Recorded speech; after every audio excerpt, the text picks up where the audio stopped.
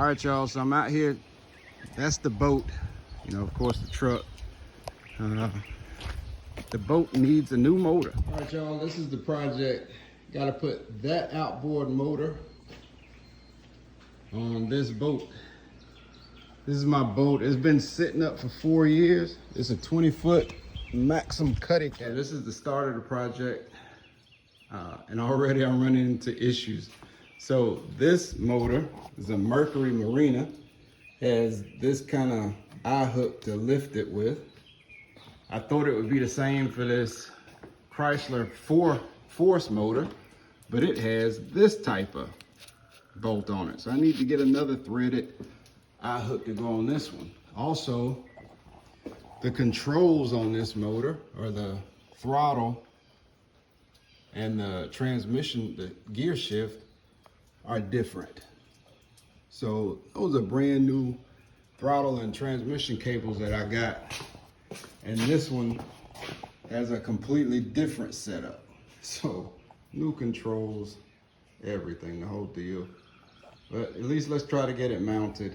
That's the goal for today, get it mounted. But now I gotta leave and go to the store to get an eye hook, and hopefully somebody has it. So the plan is first disconnect the fuel lines, then disconnect the throttle and the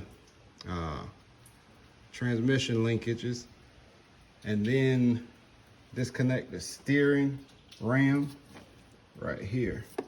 So that's what I'm getting ready to attempt. After I get that, then I'll see if all these bolts are acceptable, are accessible and loose that mount it to the transom. And then inshallah, I have to leave and go find some store that sells a 1989 Force eye hook. But hopefully it'll be some standard size thread and an eye hook that will go on that, you know, just an eye hook that will thread onto this. And then it should lift off, and we put the other one on. However, the other one is looks like it's gonna come up short when you measure. When you size in an outboard, what the internet said do was measure from the last bolt hole to the top of the cavitation plate. But that is an odd number. I haven't seen any that are 13 inches. That bottom one, this is my cavitation plate right here. And so that right there, looks like from the midpoint of that last bolt to the cavitation plate, looks like 13 inches. And I've never read of one that was 13 inches. Maybe from the top bolt, let me see, measure from that. From the top bolt to the bottom is 20 inches. Now that's a more accurate number. So this is probably a 20 inch size outboard, 20 inch size drive shaft, or whatever you call it. And this one, let's see, from the top of its bolt, first bolt to its cavitation plate, oh, this says 20 inches too, close to it.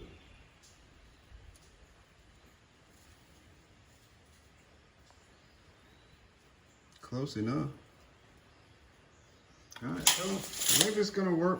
We're gonna see. This one, when I try to start it, it just and it hardly wants to turn. It'll turn when I take the plugs out of it, but it's time for it to go. It's funny, y'all. I'm gonna get a little political here.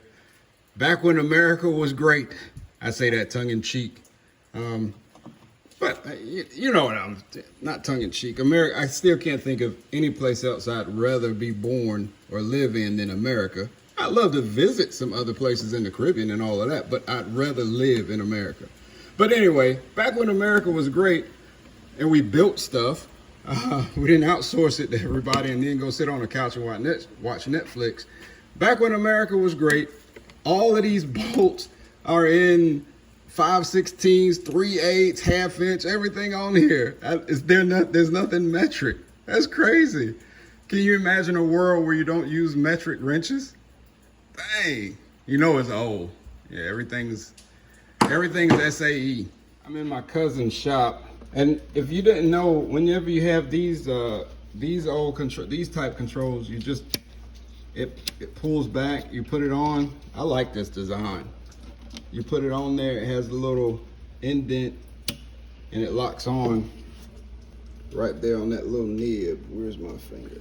Locks onto that little nib, and so to unhook this one, you just pull that back and lift up.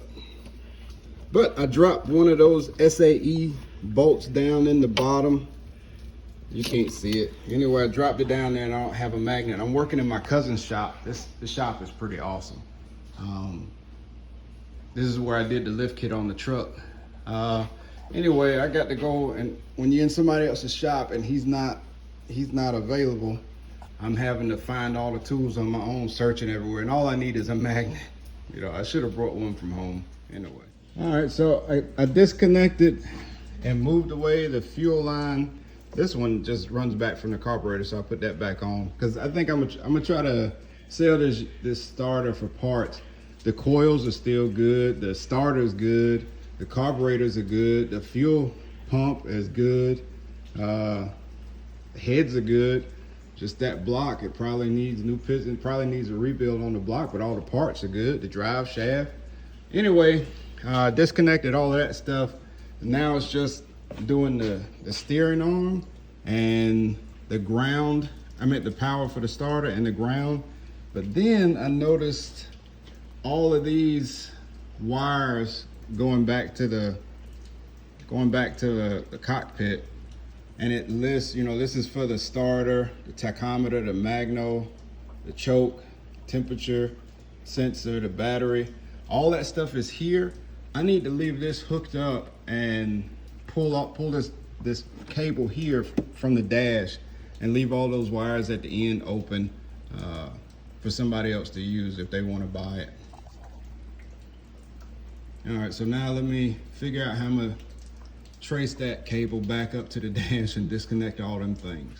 All right, that wasn't the proper procedure to remove the power line, the line that runs from the battery to the motor. I was gonna take it off right here, but that just runs to the starter solenoid there. And it's jumbled up, you can't see it, but there's a red power line there that comes in, and I gotta disconnect that. So we'll see. Now I got to, so still working on wiring. Okay, maybe y'all knew this, taking off this steering ram. I loosened this bolt right here. It was like this. I loosened this bolt right here and I pulled it back, and then I kept trying to pull this through, but it did that number, trying to pull this through, and it just, it wasn't really moving. So even though that's loose, didn't loosen these nuts, because that's just an adjustment. I think what I'm gonna have to do is disconnect this nut here. This lifts out, and then this ram should slide through. That's what I think. So I'm getting ready to try that.